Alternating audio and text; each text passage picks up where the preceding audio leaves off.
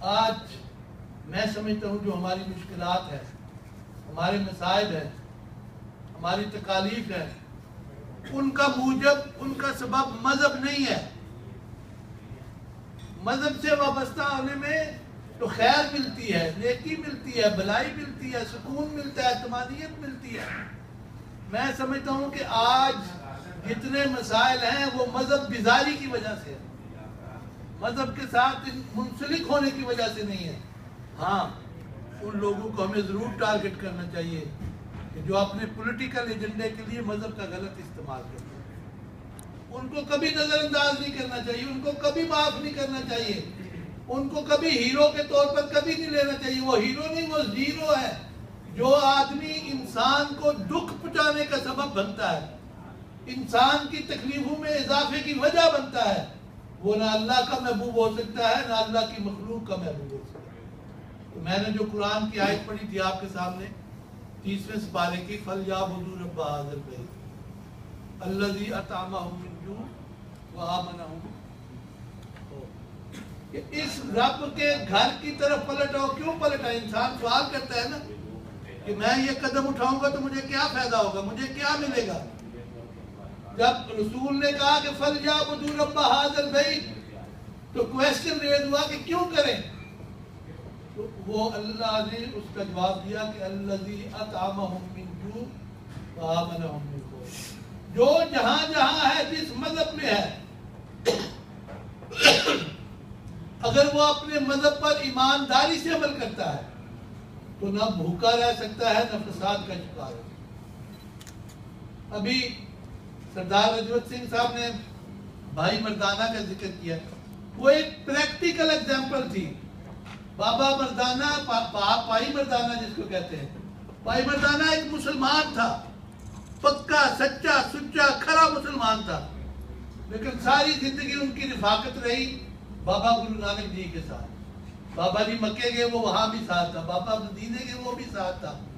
میں نے بغداد میں دیکھا جہاں انہوں نے چلہ کاٹا تھا، بہلول کے مزار کے بالکل پاس، وہاں بھی پائی مردانہ ساتھ تھا۔ وہ پریکٹیکل ایگزامپل تھے کہ ایک دوسرے کے دکھ کو، درد کو، تکلیف کو، اضطراب کو سمجھنے کی کوشش کرتے تھے۔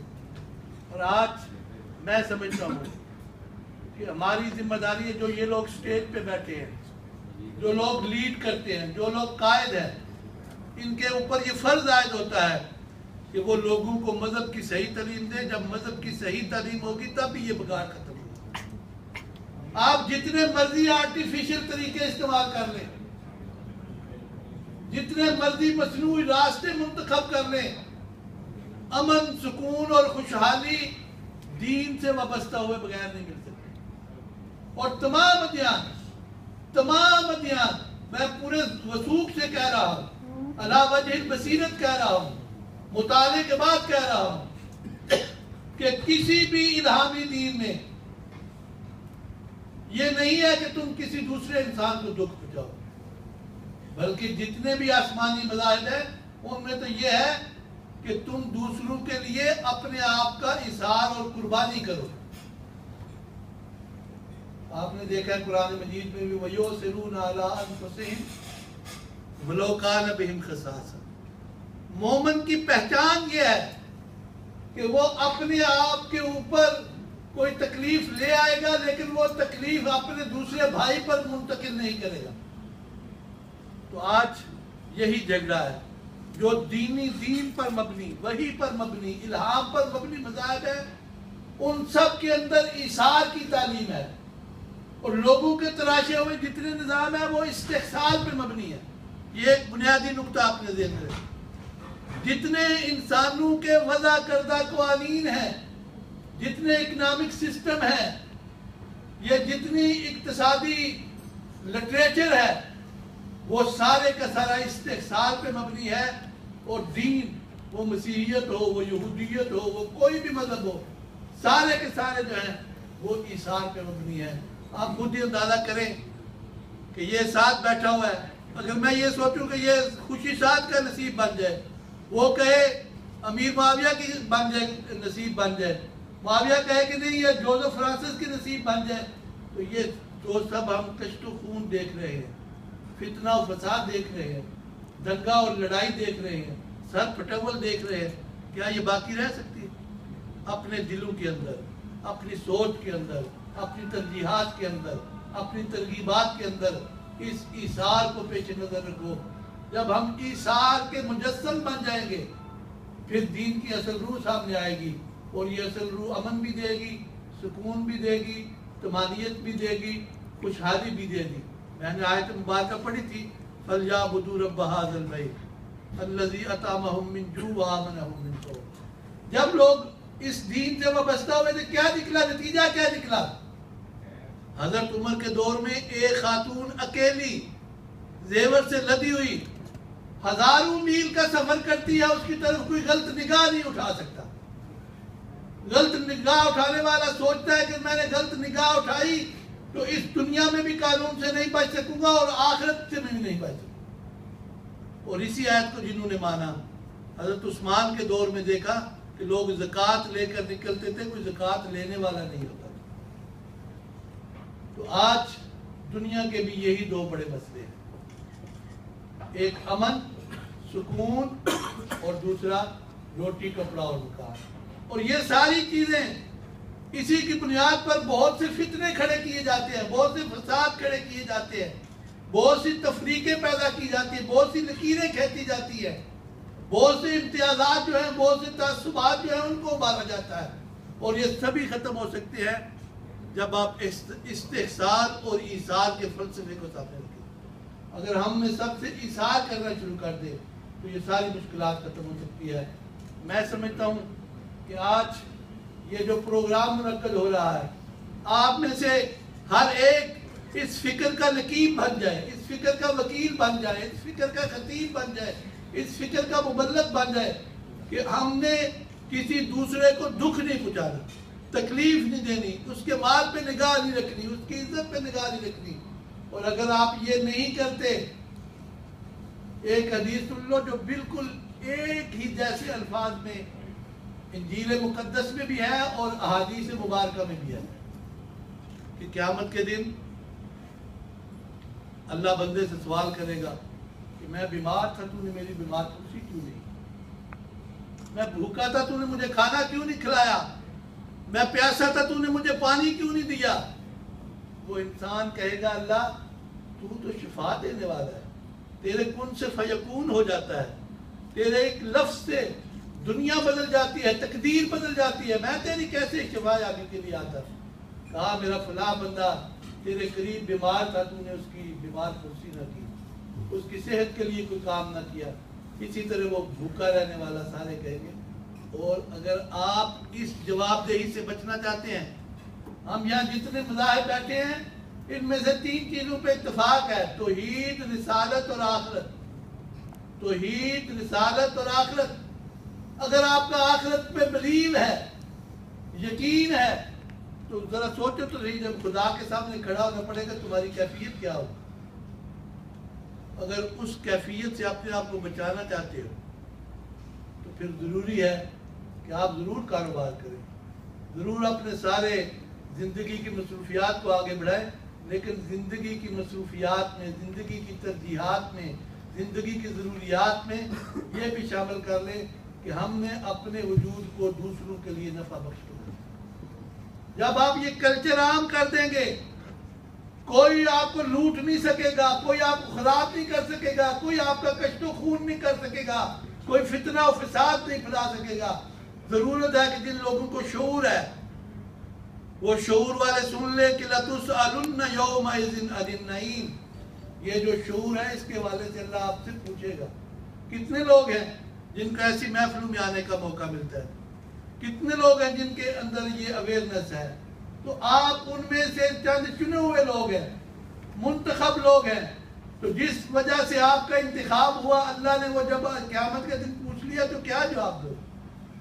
اس لیے میں اپنی گفتگو کے اختتام پر پھر آپ سے التماس کرتا ہوں کہ اپنی ترجیحات میں، اپنے ایجنڈے میں یہ ضرور چیز لائیں کہ ہم نے اپنے وجود کو معاشرے کے لیے، بستی کے لیے، سوسائٹی کے لیے، گھر کے لیے اور اپنے پڑوسی کے لیے کرنا ہے۔ یہاں پڑوسی کے بارے میں ایک بات سن لیں. حضرت عیسیٰ علیہ السلام سے پوچھا گیا کہ من هو الجار, پڑوسی کون ہے؟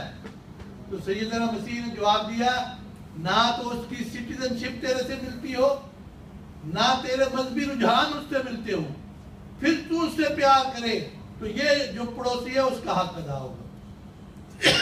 تو آج میں اپنے گریباں میں, آپ اپنے گریباں میں جاتے ہیں کہ ہمارا رویہ کیا ہے, ہمارا اسلوب کیا ہے, ہمارا انداز کیا ہے, ہماری خواہشات کیا ہے, ہماری ترجیحات کیا ہے. کیا ان کو بدلنے کی ضرورت ہے کہ نہیں؟